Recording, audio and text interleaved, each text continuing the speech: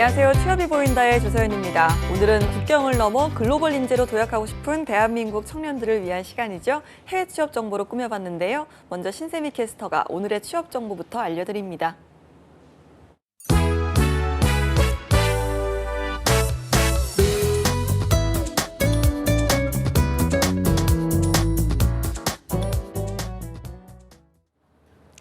네, 안녕하세요. 취업 정보 알려드림의 신샘입니다. 오늘의 대기업 채용 소식입니다. 먼저 한진그룹 계열사인 에어코리아에서 인천국제공항의 여객 운송직 신입 직원을 모집하고 있습니다. 전문대졸 이상으로 평균 평점이 2.5 이상, 토익은 550점 이상인 분들이 지원 가능합니다. 지원서는 1월 14일 자정까지 받습니다. 다음으로 현대 MN소프트에서는 채용 연계형 인턴 사원을 채용하고 있는데요. 대졸 이상으로 소프트웨어 공학을 전공한 분들이 지원할 수 있고요. 관련 전공 석박사 학위 취득자를 우대하고 있습니다. 지원서 마감은 1월 14일 자정까지입니다. 그리고 효성그룹 계열사인 갤럭시아 커뮤니케이션즈에서는 데이터베이스 담당자를 모집하고 있습니다. 전문대학 졸업 이상으로 경력이 5년 이상인 분들이 지원할 수 있고요. 오라클 데이터베이스 자격증 소지자를 우대하고 있습니다. 지원서는 1월 20일 자정까지 받습니다. 마지막으로 GS 리테일에서는 UI, UX 담당 경력사원을 모집하고 있는데요.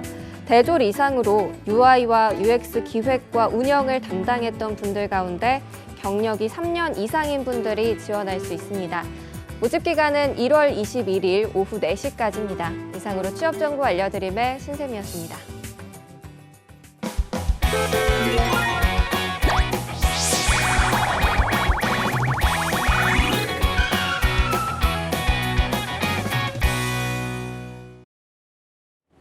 네, 해외 취업 어디까지 가봤니? 1부에서는요. 글로벌 무브의 이미애 팀장님과 함께합니다. 어서 오세요. 안녕하세요. 네, 아니 신년에는 처음 뵙는 것 같아요, 네, 팀장님. 그러게요. 네, 늦었지만 새해 복 많이 받으세요. 새해 복 많이 받으세요. 네, 저희가 지난해 정말 또 해외 취업 관련해서 팀장님과 열심히 달렸잖아요. 네. 올해도 잘 부탁드리도록 하겠습니다. 네, 잘 부탁드립니다. 네, 오늘은 좀 어디를 좀 알아볼까요, 팀장님? 네, 오늘은 물류 유통 부분에 있어서 취업 요망 국가의 산업 동향 그리고 취업 방법 준비해 봤는데요. 그 중에서도 베트남과 덴마크 취업 정보 준비해 봤습니다. 오, 네. 아니 저는 베트남 같은 경우는 굉장히 좀 유망한 국가라고 네. 뭐 여러 번 저희도 언급을 했었는데 덴마크는 처음 듣거든요. 개인적으로 덴마크 소식 좀 궁금하긴 한데 일단 베트남 소식부터 한번 알아볼까요? 일단 베트남 같은 경우에는 아시다시피 경제가 지속적으로 성장함에 따라서 내수 시장 역시 굉장히 커지고 있습니다. 베트남 통계청에 따르면 2017년 베트남 재화 서비스 판매액은 전년 대비 10.9% 성장한 이제 약 1,730억 달러를 기록했습니다. 네. 이는 2010년 베트남 재화 서비스 판매액이 800억 달러에 기록한 것에 비해서 불과 7년 만에 베트남 내수 소비 시장 규모가 100% 이상 성장한 네. 것을 알 수 있습니다. 네, 이렇게 소비 시장이 급성장하게 되면서 물류유통 산업이 덩달아서 동반 성장하고 있습니다. 알겠습니다. 소비 시장이 성장하려면 뭐 물류나 유통업의 성장이 뒷받침이 되어야 할 텐데요. 자, 그렇다면 이렇게 베트남 소비 시장이 급성장을 했다고 하셨는데 그 배경에 대해서 한번 짚어주시죠. 네, 베트남 같은 경우에는 최근 5년 동안 경제 연평균 이제 약 6%씩 성장하고 있습니다. 경제 성장은 가계 소득 증가를 가지고 와서 가계 지출 확대를 위한 이제 기반으로 제공이 되고 있는데요. 네. 또한 베트남은 약 1억 명의 풍부한 인구를 가지고 있으며 총 인구의 약 50%가 30대 미만으로 젊은 인구 비율이 매우 높습니다. 네. 이들은 왕성한 소비 활동을 함으로써 베트남의 소비 시장 성장의 원동력으로 활약을 하고 있습니다. 이를 기반으로 베트남 물류유통 시장 성장 동력을 한번 꼽아보자면 첫 번째는 이제 현대적 유통망의 증가, 그리고 전자상거래의 성장, 그리고 따맥스, 찌넥스 세대의 부상 등을 들 수 있습니다. 네, 따맥스, 찌넥스라는 거는 이제 80년대, 90년대생들을 말하는 거죠? 네, 알겠습니다. 자, 현대적 유통망의 증가라고 첫 번째로 이유를 꼽아주셨잖아요. 이렇게 좀 마트나 백화점 같은 대형 업체들, 네. 우리나라도 뭐 10년, 20년 사이에 급성장을 한 것처럼 베트남도 비슷한 이유일까요? 네, 맞습니다. 일단은 베트남 같은 경우에는 대형마트나 백화점 같은 현대적인 유통망과 재래시장과 같은 전통적인 유통망의 비율이 약 3대 7 네. 정도로 아직 뭐 유통 현대화 수준이 그렇게 높은 편은 아니지만 호치민이나 하노이 같은 대도시를 중심으로 해서 현대적 유통망이 급속히 증가하고 있습니다. 호치민과 하노이는 베트남의 이제 대표적인 소비 시장으로서 약 700에서 800만 명 이상의 인구가 거주 중입니다. 거의 모든 외국계 유통업체들이 베트남의 첫 진출 지역으로서 이 두 도시를 택하고 있어서 치열한 시장 경쟁이 벌어지고 있는데요. 베트남 소매업협회에 따르면 베트남 내 편의점 수는 2012년 147개에서 2014년 348개로, 그리고 미니마트 같은 경우에는 863개에서 1,452개로, 아울렛 같은 경우에는 최근 3년간 600개 이상 네. 증가를 했고요. 슈퍼마켓과 백화점 역시 매년 10에서 15% 증가를 하고 있으며 각각 750개, 150개에 달합니다. 네. 그런데 또 요즘은 오프라인도 오프라인이지만 사실 대부분이 전자상거래를 네. 많이 하잖아요. 우리나라 같은 경우도 그런데 자, 전자상거래도 두 번째 이유였거든요. 베트남에서도 이런 비율이 굉장히 늘어나고 있나 봐요. 네, 맞습니다. 베트남의 전자상거래 시장 규모는 전 세계 다른 나라에 비해서는 아직 발전 초기 단계이기는 하지만 네. 높은 잠재력을 보유하고 있어서 잠자는 사자라고 불리고 있습니다. 네. 베트남 전자상거래의 이제 성장에 대한 낙관적인 전망의 근거로서는 인구수, 그리고 중산층의 증가, 높은 인터넷 보급률 등을 들 수 있습니다. 베트남에서 이제 발생한 전자상거래를 통한 거래는 2015년 40억 7천만 달러, 2016년 51억 달러, 2017년 62억 달러를 기록했습니다. 이 실적은 2020년까지 100억 달러로 급증할 것으로 예상이 되고요. 베트남의 이제 디지털 경제 발전시킬 수 있는 가장 큰 기회로 꼽히고 있습니다. 그리고 2020년까지 베트남 인구가 약 30%가량 이제 인터넷 쇼핑을 할 것으로 예상을 하고 있고요. 네. 1인당 연간 평균 구매 예상 금액은 2016년 1인당 온라인 구매액 170달러의 약 2배 이상인 350달러가 될 전망입니다. 뿐만 아니라 향후 베트남 온라인 쇼핑 시장은 스마트폰 사용자 증가에 따라서 모바일 쇼핑이 성장을 하고요. 물류 서비스 개선, 전자결제 및 정보 보안 등 기술 발전으로 인해서 더욱 활성화될 전망입니다. 알겠습니다. 아까 저희가 뭐 따맥스, 찐엑스 이야기를 좀 했는데요. 정확히 네. 어떤 세대인지 다시 네. 한번 좀 알려주시죠. 네, 뭐 따맥스 같은 경우에는 앞에서 조선 아나운서께서 말씀해 주신 것처럼 1980년대생, 네. 그리고 찐엑스 같은 경우에는 1990년대생을 뜻하는데요. 이들은 베트남 경제 개방 개혁 정책인 도이머이 정책 이후에 태어나서 한국의 2030 세대와 비슷한 소비 패턴을 지닌 네. 세대라고 할 수 있습니다. 오. 베트남의 이제 따맥스, 찐엑스 세대는 베트남 소비 시장을 주도하는 거대한 축으로서 현재 베트남 젊은 부모 세대라고 볼 수 있습니다. 네. 이 세대는 대부분 이제 인터넷과 굉장히 친숙합니다. 온라인 쇼핑에 대한 관심과 수요 또한 굉장히 높고요. 특히 유튜브나 페이스북, 인스타그램 등과 같은 소셜 네트워킹을 활용한 메이크업 강좌를 신청을 한다거나 아니면은 화장품 거래 문화가 형성되어 있는 것이 특징이고요. 또한 대부분 외국 브랜드에 대해서 굉장히 호의적이라서 익숙하지 않은 브랜드에 대해서는 직접 제품 정보를 찾아보는 적극성도 지니고 있어서 향후 베트남 소비 시장에서 아주 잠재적인 네. 그런 세대로 뽑히고 있습니다. 알겠습니다. 이렇게 좀 물류유통 관련해서 취업을 준비하시는 분들은 베트남이 정말 좋은 기회장이 될 수 있겠다는 생각이 드는데요. 네. 자, 그렇다면 베트남에서 취업을 하려면 이 현지에서 외국인 근로자에 대한 채용이 얼마나 활발한지, 얼마나 좀 문을 열어주는지에 대해서 제일 먼저 알아봐야겠죠. 네, 맞습니다. 우선 베트남 노동사회보훈국에 따르면 베트남 내 외국인 근로자가 이제 2004년에는 12,600여 명에 불과했으나 네. 11년 사이에 7배 가량 오. 증가를 해서 2015년도에는 83,500명을 상회했다고 보고한 바 있습니다. 해당 부처에 따르면 이제 베트남 내 외국인 근로자 중에서 43.6%가 대만을 포함한 중국 국적, 그리고 18.3%가 한국, 그리고 9.4%가 일본 국적을 소유한 것으로 나타났습니다. 네. 베트남 전역에 이제 소재한 한국 기업 4천여 개를 중심으로 지속적인 한국 인력 채용 수요가 발생을 하고 있고요. 베트남에서 발생하는 대부분의 한국인 채용은 현지 진출 한국 기업과 관련이 높습니다. 따라서 우리 청년들에 대한 구인은 한국의 대베트남 투자 트렌드 추이와 굉장히 비슷한데요.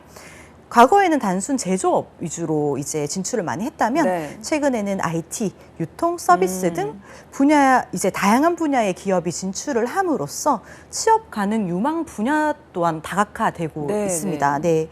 현재 베트남 내에서 한국인의 채용은 제조, 물류, 소매 유통 등 서비스 분야에 집중되고 있습니다. 알겠습니다. 일단 다행히 물류 유통업계에서 좀 많이 이 채용을 활발하게 진행하고 있다는 게 반가운 소식인데, 자, 그렇다면 직무 같은 거는 좀 어떤 것들이 있을까요? 네, 베트남의 이제 물류 유통업계로 진출할 수 있는 직무나 분야 같은 경우에는 공급망을 관리하는 SCM이라든지 자재 관리, 창고 관리, 화물 처리지, 그리고 납품민 배송 물류, 매장 입출고 관리지, 무역 물류 관리사, 그리고 오퍼레이션, 해외 국제 물류, 트러킹 등이 있습니다. 네. 자, 그렇다면 이런 분야에 취업을 하려면 사실 어떤 경로로 취업을 하는지 알아야 일단 네, 시도를 할 맞습니다. 수가 있잖아요. 네. 아무래도 해외 취업이다 보니까 네. 네, 어떤 경로들이 있을까요? 일단 베트남에 이미 진출하고 있는 그 한국의 물류 기업 관계자에 따르면 구인은 이제 코트라라든지 K무브와 같은 기관을 통해서 인턴 및 채용 프로그램을 이용한다고 이야기를 많이 하고요. 네. 그런가 하면 이제 베트남 대학교에서 현지 언어를 전공한 네. 한국인을 선호하기도 합니다. 월드잡 플러스와 이제 아시아 쪽의 채용권을 많이 알아보실 수 있는 잡스트리트라든지 링크인, 워크인 아시아 사이트에서 베트남 물류 유통 관련 채용 정보를 찾아보실 수 있습니다. 알겠습니다. 물류 유통 분야에서는 또 요구하는 능력 같은 것들이 있을 텐데요. 어떤 네. 것들이 필요할까요? 네, 오늘은 이제 베트남에 진출한 물류 회사 사례를 바탕으로 면접 간의 이상형 월드컵을 오. 한번 해볼까 합니다. 네. 우선 언어 능력을 보시면 베트남어냐, 영어냐 했을 때 영어가 우선입니다. 아, 네, 베트남어가 아니고요. 네, 업무의 대부분이 이제 영어로 이루어지고 있는 경우가 많기 때문에 영어를 더 잘하는 사람을 선호하고 있는 거죠. 하지만 베트남 직원들을 관리해야 되는 관리직 같은 경우에는 베트남어가 아무래도 필수겠죠. 네. 그리고 업무 관련 전공을 봤을 때는 적극적인 신입 그리고 관련 업계 경력자 네. 중에서 적극적인 신입을 오. 선호한다고 합니다. 이것도 의외네요. 네. 인성이나 이제 성격적인 부분에 있어서는 친화력과 끈기 중에서는 친화력을 네. 꼽았고요. 이제 다음으로 영어 능력과 적극적인 신입 중에서는 적극적인 신입을 선택을 했고요. 적극적인 신입과 친화력을 놓고 봤을 때는 친화력을 선택을 네. 했습니다. 물류회사 관계자 말에 따르면 이제 업무나 언어 능력 같은 것들은 이제 그 일을 하면서 보완이 될 수 있지만 오. 친화력이나 이런 것들이 좋다면 이제 이런 것들이 더 보완이 될 수 있다고 생각을 하기 때문인데요. 그러니까 그래서. 친화력이 제일 중요하다는 네, 맞습니다. 말씀이에요. 그러니까 저는 지금 그 나와 있던 선택지들 네. 중에 다 제 예상을 어긋났어요. 저는 베트남어가 더 중요할 줄 알았고 네. 경력직을 더 선호할 네, 줄 맞아요. 알았는데 이게 신입을 더 선호하고 네. 친화력을 선호한다니까 다 좀 반전이 있는 것 같네요. 네. 일단은 한국인 인력 채용 시 가장 중요하게 꼽히는 요소, 아까 전에 말씀드렸던 인성적인 부분인데요. 베트남에 진출한 이제 한국 기업 면접관들이 말하는 인성이라는 것은 성실성이라든지 네. 아니면 업무에 대한 열정이라든지 책임감, 절실함과 같은 가치들이 내포되어 있습니다. 이들이 지목한 한국 인력의 강점으로는 한국 문화에 대한 높은 이해, 네. 그리고 한국 정서에 알맞은 책임감 정도, 그리고 본사와의 원활한 의사소통 능력 등이 있습니다. 알겠습니다. 그러면 내가 인성이 좀 준비된 사람이다. 네. 친화력 하나는 자신이 있다. 그러면 언어에 대한 부담을 좀 내려놔도 된다. 이 말씀일까요? 사실 물류 유통업계 같은 경우에는 영어 능력을 굉장히 중시합니다. 네, 그리고 현지 내수 시장을 겨냥한 이제 사업이라면 더더욱 이제 언어를 조금 더 중점을 두셔야 되고요. 특히나 베트남어 실력을 중시하는 경향이 있기 때문에 준비를 하시는 것이 좋고, 때문에 이제 어떤 환경이나 이제 직무냐에 따라서 많이 달라진다고 할 수 있습니다. 하지만 해외 취업을 생각하는 분들이라면 기본적으로 언어 능력을 조금은 갖춰야 되지 않을까 하는 생각이 듭니다. 알겠습니다. 이 밖에도 베트남 취업할 때 또 알아둬야 될 사항이 있다고 들었거든요. 네, 최근 베트남 정부에서는 단순 기능 외국인 근로자에 대한 고용 요건을 강화하는 반면에 고기술 분야의 외국 인력 유치를 지향하는 추세입니다. 베트남 정부는 외국인 근로자가 입국 전에 노동 허가증이랑 사증 발급 인증서, 그리고 취업 비자를 반드시 미리 발급받도록 규정을 하고 있습니다. 베트남 내에서 3개월 이상 근무하는 모든 외국인 근로자들은 필수로 노동 허가를 발급받아야 합니다. 노동 허가서를 발급받기 위해서는 관리자, 운영 책임자, 전문가, 그리고 기술자 정의에 따라서 분류가 되는데요.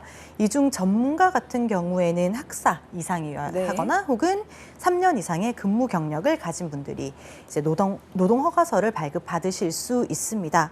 노동 허가서를 이제 소지한 이후에는 다시 취업 비자 프로세스를 거쳐야 하는데요. 신청 전에 반드시 베트남 내에서 기관이라든지 조직, 개인에게 초청과 보증을 미리 받으셔야 하고요. 이후에 한국 내 근로자가 주한 베트남 대사관의 사증 발급 신청서와 여권 사진을 제출하면 됩니다. 알겠습니다. 이렇게 베트남 물류유통 관련해서 취업 정보 알아봤습니다. 다음으로 이제 아까 말씀해 주셨던 네. 제가 궁금했던 나라 네. 덴마크에서 좀 알아볼까요? 네, 시장 조사 전문 기관인 유로모니터에 따르면 2016년 소매, 그러니까 리테일링 부분에 기준으로 했을 때 덴마크 유통 시장의 규모는 약 430억 달러, 하나로 약 48조에 추산됩니다. 소매 시장은 상점이 있는지 없는지 여부에 따라서 두 개의 카테고리로 이제 나뉘어지는데요.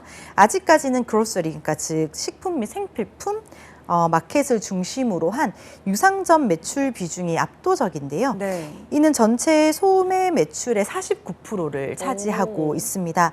그러나 성장률 측면에서 봤을 때는 무상점 매출을 대표하는 인터넷 쇼핑 의 매출이 급성장세를 나타내고 있어서 향후 5년 동안 유통시장 내 지각 변동이 일어날 것이라고 예상되고 있습니다. 네. 2016년 기준으로 했을 때 온라인 쇼핑 규모는 약 56억 달러, 하나 약 6조 원에 달하고 2021년까지 약 72억 달러, 하나 약 8조 원에 달할 것으로 전망되고 있습니다. 상황이 이렇게 되다 보니까 대형 체인점도 이제 온라인 쇼핑 비즈니스를 너나 할 것 없이 도입하기 시작했습니다. 온오프라인 병행 매장이 확산되고 있는 것인데요. 이로 인해서 물류 유통의 구인 수요도 증가하고 있습니다. 알겠습니다. 역시 베트남도 이제 슬슬 온라인 쇼핑이 대세가 되어가고 있다라는 네. 생각이 드는 것 같은데요. 사실 덴마크 같은 경우는 저희 해외 취업 코너에서 처음으로 소개하는 국가인데요. 외국인 근로자들을 많이 고용하는 국가인지부터 일단 궁금하네요. 네, 일단은 2017년 덴마크의 실업률 같은 경우에 4.1%를 기록했습니다. 네. 네, 2011년 이후에 지속적으로 감소세를 보이고 있는데요. 이는 덴마크 경제가 금융위기를 성공적으로 극복하면서 보이는 이제 총생산량의 전반적인 성장세를 잘 반영한 것이라고 할 수 있고요. 따라서 현재 덴마크의 인력 수요 현황은 구직자에게 굉장히 호의적인 상황이라고 할 수 있습니다. 외국인 근로자에 대한 수요를 한번 살펴보시면 특히 코펜하겐 수도권의 덴마크 회사들의 같은 경우에는 자사의 국제 경쟁력을 발전시키기 위한 고급 외국인 인력에 대한 수요가 굉장히 강합니다. 네. 네, 덴마크 전체 외국인 근로자 중에 20%가 비서구권 출신이고요. 이들 중에서는 특히 중국이나 인도에서 오는 이공계열 기술자들이 굉장히 많습니다. 알겠습니다. 그럼 저는 이제 덴마크에 취업을 하는 한국인의 사례는 거의 들어보지를 못했거든요. 네. 지금 한국인들도 덴마크에 진출을 많이 해 있는 상황일까요? 네, 맞습니다. 한국인이 덴마크에서 이제 취업을 하기 가장 유망한 분야로 꼽히는 것들이 이제 바로 IT, 엔지니어링, 생명공학, 물류유통 쪽인데 이쪽으로 이제 한국인들이 굉장히 많이 진출을 하고 있는 상황이고요. 네. 한국과 무역 규모가 큰 회사나 한국에 투자한 기업의 경우에는 한국 고객 및 지사와의 커뮤니케이션을 통해서 한국 사람을 커뮤니케이션을 위해서 한국인들이 이제 채용하려는 수요가 증가하고 있습니다. 또한 덴마크에 진출한 한국 투자 기업 역시 한국어와 덴마크어를 모두 구사하는 인력을 우선으로 채용하려는 경향이 있습니다. 네. 덴마크에는 이제 한국어와 덴마크어를 모두 구사하는 인력풀이 매우 적기 때문에 네, 이 틈새를 공략하는 것도 전략이라고 할 수 있습니다. 알겠습니다. 일단은 덴마크어가 중요하다, 덴마크는. 네. 그런데 덴마크어를 구사하는 분이 네. 일단은 정말 숫자적으로 적잖아요, 물리적으로. 그러니까 네, 그런 분들에게는 그래도 좀 많은 기회의 장이 되지 않을까라는 생각이 드는 것 같습니다. 덴마크 물류유통 산업에 진출하고자 하는 분들 어떤 직종을 노리는 게 좋을까요? 덴마크도 사실 베트남과 마찬가지로 SCM이라든지 자재관리, 창고관리, 화물처리직 등에 지원할 수 있지만 앞서서도 한번 말씀드렸다시피 덴마크에 지금 뜨고 있는 시장은 바로 온라인 시장입니다. 네. 따라서 온라인 물류유통 관련해서 직종의 지원을 준비하는 것도 좋은 방법이라고 할 수 있습니다. 덴마크 물류유통 분야 같은 경우에는 평균 연봉이 73,354달러, 와. 하나로 약 8,200만 원 가량입니다. 이야, 이 정도면 뭐 덴마크어를 지금이라도 배워야 되지 않을까라는 생각이 드는 것 같은데요. 네. 자, 물류유통 분야 취업하기 위한 경로도 좀 소개를 해주시죠. 네, 일단은 한국산업인력공단이 운영을 하고 있는 월드잡플러스의 덴마크 물류유통 관련 채용 정보를 알아보시거나 세계적으로 유명한 구직 사이트인 링크드인, 그리고 전 세계 32개국의 채용 정보를 알 수 있는 조라, 그리고 회사 직원의 평가와 회사 정보, 연봉 정보까지 알 수 있는 글래스도어 등의 구직 사이트를 활용해 보실 것을 추천드립니다. 덴마크 인구 같은 경우에는 570만 명 정도로 이제 시장 자체가 굉장히 협소하기 때문에 대부분의 기업이 수출 지향적이라고 네. 할 수 있습니다. 최근 들어서 중국을 필두로 해서 아시아 시장 내 수출이 급성장하고 있기 때문에 이들 국가로 진출을 원하는 기업들이 굉장히 많아지고 있습니다. 이런 기업에서는 아시아인들, 채용에 조금 더 오픈되어 있고 처우도 굉장히 좋은 편이라고 알려져 있습니다. 따라서 한국 청년일 경우에는 덴마크에서 급성장하고 있지만 아직 아시아에 진출하지 않은 네. 물류유통 기업을 찾아보는 것 또한 하나의 방법입니다. 네, 덴마크에서 일자리를 원하는 사람들에게 사실 가장 쉬운 방법은 덴마크에서 학사나 석사 학위를 네. 취득하는 방법입니다. 덴마크 고용인 입장에서는 외국인으로서 현지 문화와 생활에 잘 적응을 할 수 있을지, 그리고 영어를 어느 정도 잘하는지에 대한 그렇죠. 확신이 사실 네. 없기 때문에 한국에서 직접 채용하는 것에 대한 부담감을 가지고 있는 것이 사실입니다. 이러한 이구심을 없앨 수 있는 가장 좋은 방법으로 베트남의 유명 대학에서 학위를 따는 것이 그 방법인데요. 이 경우에는 취업에도 유리할 뿐만 아니라 취업 비자 획득에도 굉장히 오, 유리하다고 할 수 네. 있습니다.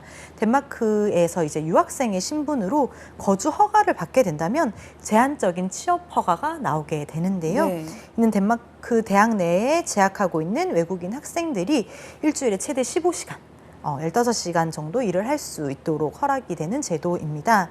덴마크에서 학부나 석사를 하는 재학생이 학교에 다니면서 뭐 주 15에서 20시간 가량 일을 하는 것이 굉장히 일반적인데요. 네. 덴마크에서는 보통 이것을 인턴십 혹은 뭐 스튜던트 잡 이렇게 분류를 하고요.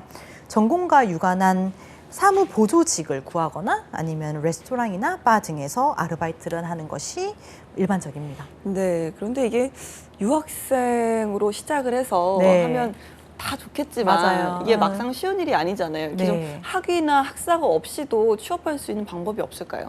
네, 가장 손쉽게 접근할 수 있는 방법은 사실 한국과 덴마크 간의 그 워킹홀리데이 협정이 체결이 되어 있기 네. 때문에 한국 청년 구직자가 덴마크에서 인턴십을 구하고 취업을 하실 수 있습니다.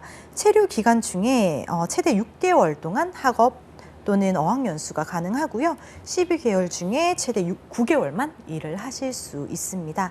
또한 워킹홀리데이 비자 같은 경우에는 덴마크 현지에서 관광비자나 학생비자로 전환이 불가능합니다.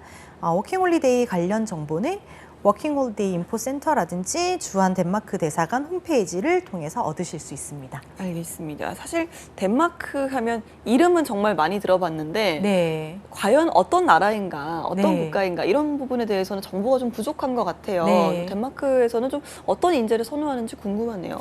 네, 덴마크 같은 경우에는 이제 기업마다 추구하는 구체적인 인재상은 조금씩 다를 수 있으나 이제 다른 나라와 구별되는 덴마크 기업만의 공통 분모가 있습니다. 네. 그것은 덴마크 회사에서 이제 수평적인 구조에서 살아남을 수 있는 그런 사람들, 오. 그리고 오픈마인드, 용기, 호기심을 갖췄으며 사회 적응력이 높고 국제적으로 교육받고 훈련된 인재를 선호한다고 합니다. 알겠습니다. 아까 뭐 언어 같은 경우는 베트남이랑은 이야기가 좀 많이 다르지 않을까라는 생각이 네. 드는데 네, 덴마크 언어를 좀 구사하는 게 중요하겠죠.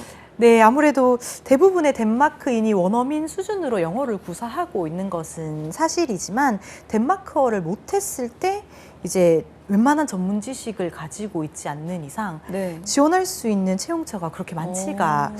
않습니다. 네, 그래서 특히 덴마크 고객들을 상대를 해야 되는 직종 같은 경우에는 네. 덴마크어를 필수적으로 구사를 하셔야 합니다.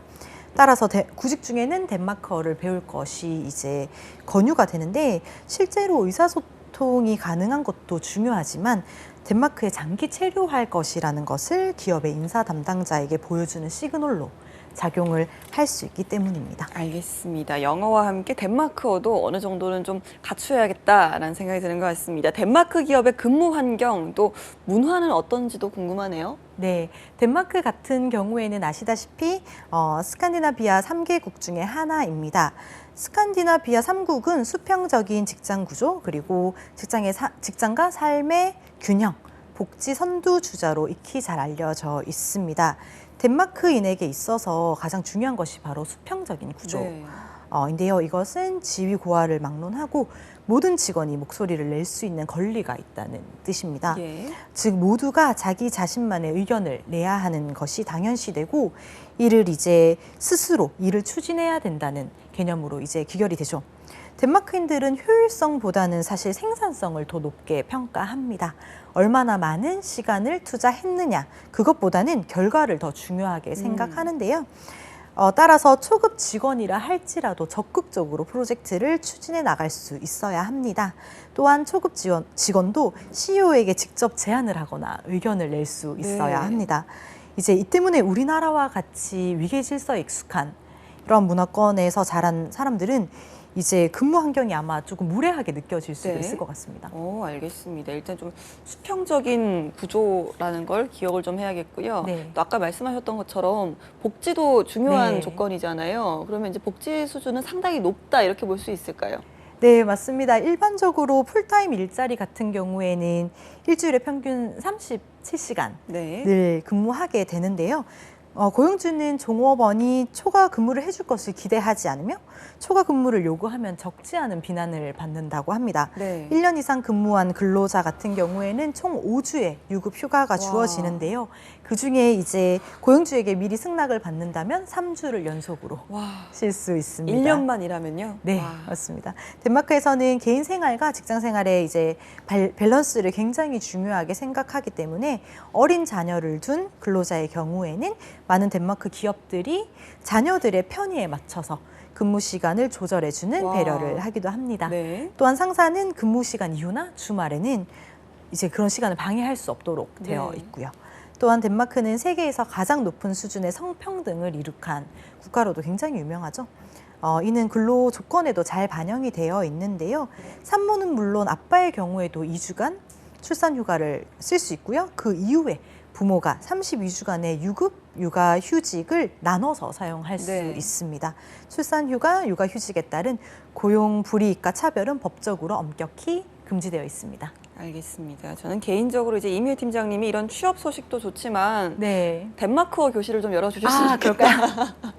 덴마크어가 이렇게 배워보고 싶은 네, 적은 또 맞아요. 처음이네요. 네. 네, 알겠습니다. 오늘은 베트남과 또 덴마크에 관해서 물류유통 취업 소식 전해주셨습니다. 이미혜 팀장님 고맙습니다. 고맙습니다. 네, 저희는 잠시 쉬었다가요. 2부에서 돌아오도록 하겠습니다. 어디 가지 마시고요. 채널 고정.